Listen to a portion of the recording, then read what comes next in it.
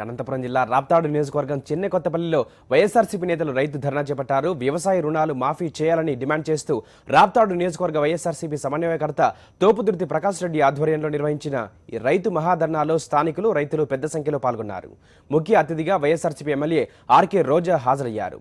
చెన్నెకొత్తపల్లిలో దివంగత నేత వైఎస్ఆర్ రాజశేఖర రెడ్డి విగ్రహాన్ని ఆమె ఆవిష్కరించారు. అధికారంలోకి వచ్చి 3 ఏళ్లైన టీడీపీ ప్రభుత్వం ఏ ఒక్క హామీ అమలు చేయలేదని రోజా మండిపడ్డారు. ఒకసారి అనంతపురంకి వెళ్దాం, అక్కడ రోజా మాట్లాడుతున్నారు, లైవ్ లో చూద్దాం. నిజంగా చేయలేమనుకున్న వాళ్ళకి ఆ కలం నిజం చేసినందుకు ఆయన విగ్రహాన్ని కూల్చేస్తున్నారా, లేదా రైతులకి సాగునీరు అందించినందుక? ఎందుకు రాజశేఖర రెడ్డి గారి విగ్రహాన్ని కూల్చేస్తున్నారు అంటే, ఆయన పంచ చూస్తే తెలుగుదేశం పార్టీ వాళ్ళకి తడిచిపోతుంది కాబట్టి, ఆయన కల్మషం లేని నవ్వు చూస్తుంటే రాత్రిళ్ళు తెలుగుదేశం పార్టీ వాళ్ళకి నిద్ర పడడం లేదు కాబట్టి ఆ విగ్రహాన్ని కూల్చేస్తున్నారు. కానీ ఇదే వేదిక మీద నుంచి నేను సునీతక్కకి సవాల్ చేస్తున్నాను, మీరు వైఎస్ఆర్ గారి విగ్రహాలు కూల్చగలరేమో కానీ ఆయన వల్ల లబ్ధి పొందిన ఫీజు రియంబర్స్మెంట్ లో విద్యార్థులు కానీ, మరి ఇళ్లు కట్టుకున్న పేదవాళ్ళు కానీ, ఆరోగ్యశ్రీ ద్వారా ఆపరేషన్లు చేసుకున్న వాళ్ళు కానీ, రైతులు కానీ, వారి గుండెల్లో గుడి కట్టుకొని విగ్రహంగా పెట్టుకున్న రాజశేఖర రెడ్డి గారి విగ్రహాన్ని మీరు పడగొట్టలేరు అని ఈ సందర్భంగా చేస్తున్నాను. మీ వల్ల అయితే మీ చంద్రబాబు నాయుడు వెన్నుపోటు పొడిచిన మీ భర్త పరిటాల రవి గారికి రాజకీయ భిక్ష పెట్టిన గురువైన ఎన్టీ రామారావు గారి విగ్రహాల్ని ఊరూరా పెట్టుకోండి, కానీ రాజశేఖర రెడ్డి గారి విగ్రహాల జోలికి వస్తే బాగుండదని ఈ సందర్భంగా హెచ్చరిస్తున్నాను. ఈరోజు ఎంత సిగ్గుచేటంటే, ఈ జిల్లా నుంచి ఎంపీల్ని, ఎమ్మెల్యేలని మొత్తంగా గెలిపించిస్తే రైతు రుణమాఫీ అని చెప్పి మేనిఫెస్టోలో పెట్టి అధికారంలోకి వచ్చిన తర్వాత రైతుల ఆత్మహత్యలకి కారణమైన చంద్రబాబు నాయుడు ఈరోజు సిగ్గు లేకుండా అనంతపురంలో వచ్చి బర్త్డే సంబరాలు చేసుకుంటున్నాడు. ఎందుకయ్యా మీరు ఇక్కడ సంబరాలు చేసుకుంటున్నారు? ఈరోజు పని లేక 5 లక్షల మంది పక్క రాష్ట్రాలకు వెళ్ళి భిక్ష బతుకున్నందుకు సంబరాలు చేసుకుంటున్నారా? ఈరోజు తాగునీరు, సాగునీరు లేక అష్ట కష్టాలు పడుతుంటే రైతులు, పేదవాళ్ళు అది చూసి సంబరాలు చేసుకుంటున్నారా? ఈ రోజు ఇక్కడ రైతుల పేరుతో 200 కోట్లను దోచుకొని పంటలంతా ఎండిపోతుంటే, ఆత్మహత్యలు చేసుకుంటుంటే రైతులు ఆ సవాల మీద కేకులు కట్ చేసుకోవడానికి ఇక్కడికి వచ్చావని నేను అడుగుతున్నాను. ఈరోజు చేసుకున్నోడికి సిగ్గు లేకపోతే కనీసం చేసే వాళ్ళకైనా సిగ్గు ఉండాలని ఈ సందర్భంగా తెలియజేసుకుంటున్నాను. ఈ రాష్ట్రంలో ఈరోజు ఇన్ని వాగ్దానాలు చేసి అధికారంలోకి వచ్చాక ఒక్క వాగ్దానాన్ని కూడా నెరవేర్చలేక, ముఖ్యంగా అనంతపురం జిల్లాలో ఈరోజు రైతులు, మహిళలు, విద్యార్థులు అంతా కష్టపడుతుంటే ఇక్కడికి వచ్చి ఆయన నీతులు చెప్తాడు, కథలు చెప్తాడు, సంబరాలు చేసుకుంటున్నాడు. నిజంగా ఎంత బాధాకరం అంటే, ఈరోజు మీ విశ్వేశ్వర రెడ్డి గారు, మా అన్న లాంటి వారు, మరి అసెంబ్లీలో మీకోసం ఎంత పోరాడుతున్నారు, ఇక్కడ ఎన్ని నిరాహార దీక్షలు చేశారో మీ అందరికీ కూడా తెలుసు. అలా రైతుల కోసం ఎన్నో పోరాటాలు చేస్తుంటే కనీసం కనికరం లేకుండా ఎప్పటికప్పటికి తమ అనుకూల మీడియాతో ఏ విధంగా తప్పించుకుంటూ తిరుగుతున్నాడో చంద్రబాబు నాయుడు మనం కల్లారా చూస్తున్నాం.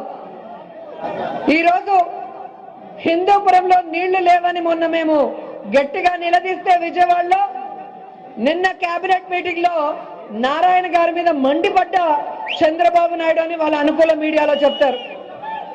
ఆయన మీద మండిపడితే ఏమొస్తుందయ్యా? ఆయనకి రాజకీయం తెలుసా? ఎన్ని జిల్లాలు ఉన్నాయో తెలుసా? ఎన్ని మున్సిపాలిటీలు ఉన్నాయో తెలుసా? ఏమీ తెలియనోడికి నీకు ఎలక్షన్ లో డబ్బు ఖర్చు పెట్టాడని ఆయనకి మంత్రి పదవి ఇచ్చేసి ఆ పని వదిలేసి ఆయన అమరావతిలో భూములు ఎలా దోచుకుందాం, అందరికీ ఎలా కట్టబెడదామని తిరుగుతూ ఉంటే ఈరోజు ఆయన మీద మండిపడితే ఏమొస్తుందయ్యా నేను అడుగుతున్నాను. ఈరోజు చంద్రబాబు నాయుడు గారు అధికారంలోకి వచ్చి 3 సంవత్సరాలు అవుతుంది. ఈ 3 సంవత్సరాల్లో ఈ రాష్ట్రానికి ఏమైనా ఇచ్చాడయ్యా అంటే అది కరువు తుఫాను తప్ప ఏమీ కూడా లేదు. రాజశేఖర రెడ్డి గారు వచ్చి రైతులకి ఉచిత కరెంట్ ఇస్తే చంద్రబాబు నాయుడు అధికారంలోకి వచ్చి ఉచితంగా కరువు ఇచ్చాడు. కరువుకి ప్యాంటు షర్ట్ వేస్తే ఎవరయ్యా అంటే చంద్రబాబు నాయుడు అని టక్కున ఎవరైనా చెప్పగలరు. రైతు బాంధవుడు ఎవరయ్యా అంటే రాజశేఖర రెడ్డి అని చెప్పిన వాళ్ళే. రైతు రాబందు ఎవరయ్యా అంటే చంద్రబాబు నాయుడు అని టక్కున చెప్పగలరు. ఎందుకంటే ఈరోజు చంద్రబాబు నాయుడు చేతుల్లో రైతులు నిట్ట నిలువున మోసపోయారనేది మనం కళ్ళారా చూస్తున్నాం. మద్దతు ధర లేదు, నీళ్లు లేదు, వారికి రుణమాఫీ లేదు, మరి ఏ విధమైన సహకారం కూడా లేకుండా వాళ్ళని దోచుకుంటుంటే ఈరోజు రైతు పోరుబాటని మరి స్టార్ట్ చేసి ప్రకాష్ రెడ్డి గారు మరి అందరి నాయకుల సహకారంతో మీకోసం పోరాటం చేస్తుంటే మరి ఆయనకు మద్దతుగా వచ్చిన ప్రతి ఒక్క రైతన్నకు కూడా మరి కాళ్ళకి శాస్త్రంగా నమస్కారం చేయాల్సి ఉంది. ఇకనైనా రాబోయే ఎన్నికల్లో అయినా చంద్రబాబు నాయుడు చెప్పే అబద్ధపు వాగ్దానాలు కానీ ఆయన జిమ్మిక్కులు కానీ నమ్మి మోసపోతే భవిష్యత్తులో ప్రజలకి ఎటువంటి సహాయ సహకారాలు ఎవరు కూడా అందించలేరు. భగవంతుడు కూడా మిమ్మల్ని కాపాడలేడని కూడా చెప్తున్నాను. ఎందుకంటే ఈ రాష్ట్రానికి ఎన్నో సంక్షేమ కార్యక్రమాలతో ప్రతి ఇంటికి ఒక పెద్దన్నలాగా రాజశేఖర రెడ్డి గారు చేశారు. ఈ రోజు ఆయన లేని లోటుని ఆయన వారసుడిగా మనకి జగనన్నని అందించారు. ఈ రోజు అసెంబ్లీ టైగర్, ఆంధ్ర ఫ్యూచర్ అంటే జగన్మోహన్ రెడ్డి గారు. జగన్మోహన్ రెడ్డి గారు మైకు పడితే చాలు చంద్రబాబు నాయుడు గారికి ఎలా ఫ్యూజులు ఎగిరిపోతున్నాయో అసెంబ్లీలో మీరే చూస్తున్నారు.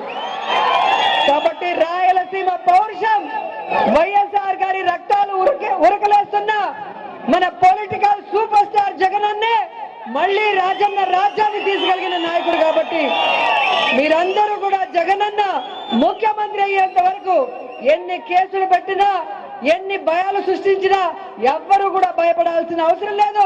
మీకు మేమందరం అండ ఉంటాం.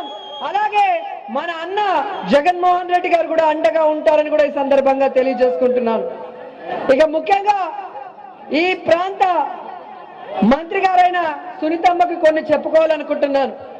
మామూలుగా ఆడవాళ్ళకి అమ్మ మనసు ఉంటుంది అనుకుంటారు, కానీ ఇక్కడ అరాచకాలు సృష్టిస్తూ ప్రతిపక్షాన్ని తొక్కేయాలనుకోవటమే తప్ప ప్రజలకి కనీసం తాగునీళ్లు కూడా ఇవ్వలేని ఈ మంత్రి పదవిలో ఆవిడ ఉన్నా ఒకటే ఊడినా ఒకటే అని కూడా ఈ సందర్భంగా తెలియజేసుకుంటున్నాను. అండ్ ముఖ్యంగా ఆవిడకి నేను చెప్పుకునేది, ఈ రోజు అందరూ కూడా ప్రమోషన్ పొందితే మీరు డిమోషన్ పొంది ఈరోజు పౌర సరఫరాల నుంచి సంక్షేమానికి పడిపోయారు.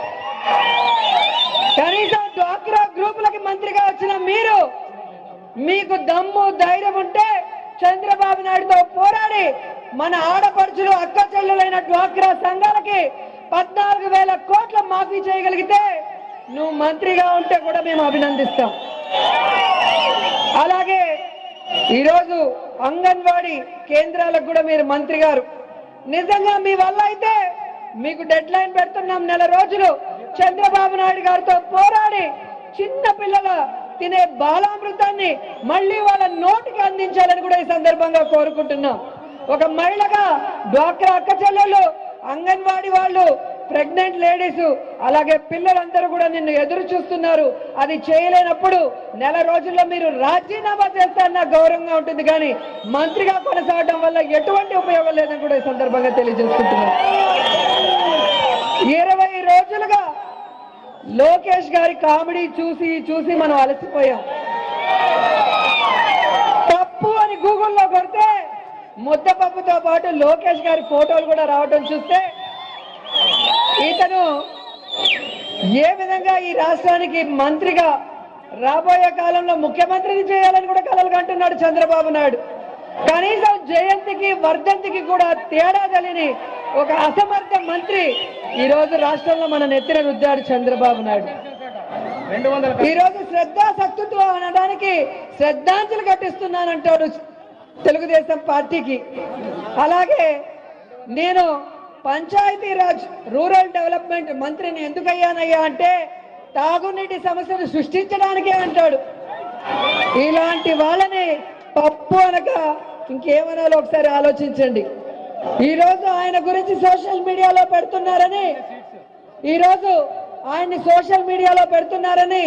ఈరోజు రవికిరణ్ అనే పొలిటికల్ పంచ్ అతన్ని రాత్రికి రాత్రి పక్క రాష్ట్రంలో కిడ్నాప్ చేసి ఈరోజు తెల్లవారుజాము వరకు మరి ఎటు తిప్పారో ఎక్కడికి తీసుకెళ్లారో తెలియక ఆ కుటుంబం భయపడే పరిస్థితికి తీసుకొచ్చారు. అంటే ఈ రాష్ట్రంలో తెలుగుదేశ అరాచక పరిపాలన ఎలా ఉందో మనం అందరం కూడా చూసుకోవాలి. నేను చంద్రబాబు నాయుడు గారికి అలాగే లోకేష్ గారికి చెప్పాలనుకుంటున్నాను, సూర్యుడిని అరచేతితో ఆపడం ఎంత కష్టమో మీరు చేసే తప్పుల్ని, మీరు చేసే అవినీతిని, మీరు చేసే అరాచకాల్ని చూపించే సోషల్ మీడియాని ఆపడం కూడా అంతే కష్టమని ఈ సందర్భంగా తెలియజేసుకుంటున్నాను. ఎందుకంటే ఈ రాష్ట్రంలో ఎన్ని ఎమ్మెల్యే సీట్లు ఉన్నాయో కూడా తెలియకుండా వాళ్ళ నాన్న బర్త్డే రోజు అత్యుత్సాహంతో 200 సీట్లు మేమే గెలుస్తామని చెప్తాడు. ఏమన్నా అంటే విషన్ అంటారు, యువ నాయకుడు అంటారు. మరి ఇంత దద్దమ్మ మంత్రిని మన నెత్తిన రుద్దిన చంద్రబాబు నాయుడికి బుద్ధి చెప్పాల్సిన అవసరం కూడా ఉంది. ఎందుకంటే మొన్నటి వరకు లోకేష్ కామెడీ చేసినా సరే పోనీలే, చిన్నోడు ఏమీ తెలీదు, ఏదో అలా అదృష్టం కొట్టి చెప్తారు కదా, మనం విలేజ్ లో నాటు సామెత, రోతముండకైనా రాత బాగుండాలి అన్నట్టుగా ఒక సామెత చెప్తారు. అలా ఒక సామెతతో అదృష్టం, నాన్న మా ముఖ్యమంత్రి కాబట్టి మంత్రి అయిపోయి కూర్చున్నాడు. కానీ చంద్రబాబు నాయుడికి ఏమొచ్చిందో తెలీదు. పెద్ద అడ్మినిస్ట్రేటర్, గతంలో 9 ఏళ్ళు ముఖ్యమంత్రిగా ఉన్నాడు, ఇప్పుడు 3 ఏళ్ళు ముఖ్యమంత్రిగా ఉన్నాడు. ఆయన చెప్తాడు మాకు 16% ఈరోజు ప్రజల్లో ఆదరణ పెరిగింది అని చెప్తాడు. ఏ విధంగా పెరిగింది అంటే అది చెప్పడు. ఈరోజు 6 జిల్లాల్లో